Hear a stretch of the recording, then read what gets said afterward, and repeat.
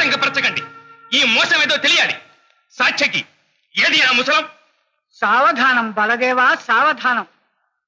ఇదిగో నా పాచికల మీద ఒట్టు పెట్టుకొని ఉన్నది ఉన్నట్టుగా చెప్తున్నాను, ఆలకించండి. మోసం చేసి కపట జీవితంలో పాండవుల రాజ్యం కాజేశాము. ధర్మానికి కట్టుబడి వాళ్ళు వనవాసానికి వెళ్ళారు.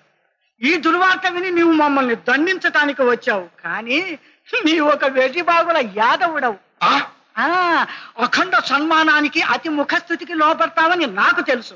అలాగే లోపడ్డావు. మా సాటివాడవు కాకపోయినా నీ సంబంధం ఎందుకు కోరి తెచ్చుకున్నామనుకున్నావు? వనవాసానంతరం మళ్ళీ పాండవులు విజృంభిస్తే వాళ్లకు నీ సహాయం, నీతో పాటు నీ తమ్ముడి సహాయం లేకుండా చేయటానికి. కానీ యతో ధర్మస్థతో జయ అన్నట్లు మాకు తగిన శాస్త్రే జరిగింది. కృష్ణ, ఇంత మోసం చేసిన వాళ్లకు ఈ శాస్తి చాలదు. ఏది ముసలం? ముసలం ఎక్కడ?